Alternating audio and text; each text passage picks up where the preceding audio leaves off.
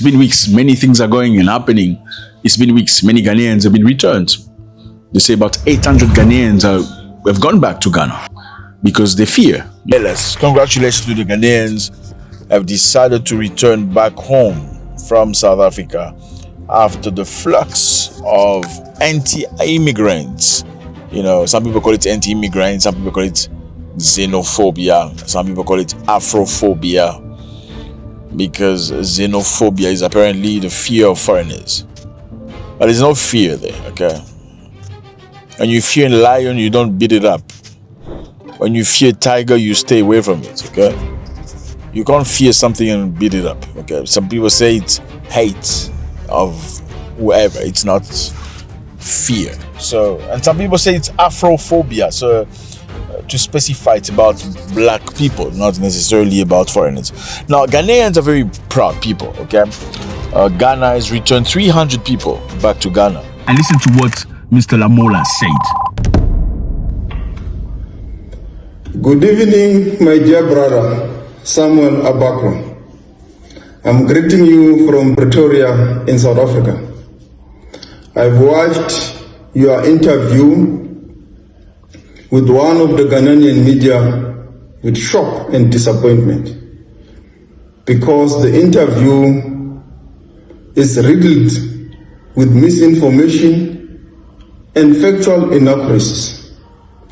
The first factual inaccuracy is that almost 30% of the Ghanaians that you have repatriated and that we have assisted you to repatriate were legal in South Africa. It is not true, and this has been communicated to the High Commissioner. And also the Minister of Foreign Affairs of Ghana spoke very clearly, saying we are not stupid. I think he's sending a very subtle message. Listen to what he has. If this round of xenophobic attacks had been met with the full force of the state, we saw a full deployment, and we even saw some arrests. I mean, you are seeing all those who have masterminded this, who have attacked people, who have looted shops, who have taken over other people's businesses, continuously holding press conferences, taunting others, and even trying to dictate to other nationals, other sovereigns, what they should do. I mean, they want to dictate to us how we react, that we are overreacting. Some say we should have waited a bit, you know, and they are holding press conferences. They are free men and women, right. You know. So we are also not convinced that, and you see, we cherish the cordial relations with South Africa, and it's a shame. You know, Ablakwa, who's a foreign affair minister, he's a very strong human being. This man right here, he went to Ukraine asking for Ghanaians to be returned.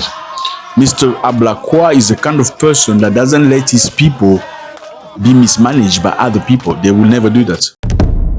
Secondly, that there are 2 Nigerian nationals that have been killed during the current wave of attacks against foreign nationals, particularly of African descent in South Africa. We have verified with all our law enforcement agencies and all state authorities, there was no Nigerian, or there is no Nigerian national that has been killed during this current wave of attack. Thirdly, that there are 5 Mozambican nationals that have been killed in South Africa during the current wave of attack. That is also devoid of truth. It's not correct. At least 2 Mozambican nationals have indeed been killed, and the South African Police Service is investigating the matter.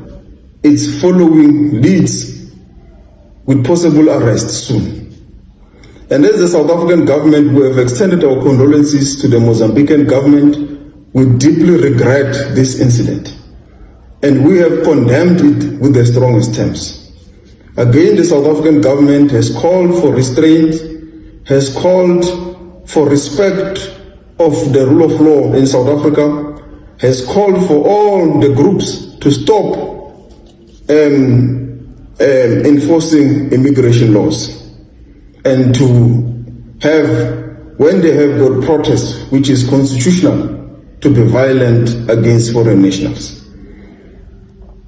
So we now have 3 of your statements you have claimed to the media house in Ghana that have been proven to be not true. The fourth lie in the interview is that there are 16 Ghanaian nationals, and we have, as the South African government, been informed about these 16 Ghanaian nationals who are in the hospitals in South Africa. This is a very latest request that they have made, that they want to compensate. But we've asked that they hold on, so we have discussions. Do you have many people in such situation? Yes, in terms of the attacks, there are at least 15 serious cases, 15 very serious cases. As we speak, there is a lady who we have not been able to evacuate because doctors have advised that she's too fragile, the situation is too precarious to be flown out. I have verified with our law enforcement agencies. This again, it is not true. We don't have any verified information, including in our hospitals, that there are such Ghanaian nationals. And if it is indeed correct that they are such, I have also verified with our officials responsible and dealing with the Ghanaian High Commissioner in South Africa, whether they have received a note verbal about these injured Ghanaian nationals in our hospitals. And they've also said they've not received any such note verbal. So this proves your line of communication of intending to engage with the South African government through social media, through interviews, that it is really not helping to restore what should be cordial working relations between the two countries. We have had challenges in the past. We have handled them in a cordial manner. That is what we will continue to request you to do. Lastly, with regards to the threat that there is a public pressure for you to consider the nuclear route against South African companies in Ghana, I will tell you that it will not be for the first time that such a thing happens. When the current administration came into office in Ghana, I engaged you about the unbearable working conditions that have come to bear against South African companies since the current administration has come into office. I wrote you a letter. I will not disclose this letter at this stage, but I will be prepared to disclose the letter and send it to the public through Twitter like we are doing when we raised the issue that impacts South African companies in Ghana. So we will not be shocked nor surprised if such a route is taken. It was made clear from the beginning that this is where we are going. So you should not hide behind the current attacks as the basis to move with whatever motive you have against South African companies in Ghana. The South African government continues to remain very cordial with the Ghanaian government, and we deeply regret incidences that have happened against your nationals. Again, we call for the South African public to exercise restraint to ensure that if there is any demonstration, it's not violent. Ghanaians are our brothers, and we want to continue to live with them, engage with them, and resolve issues amicably.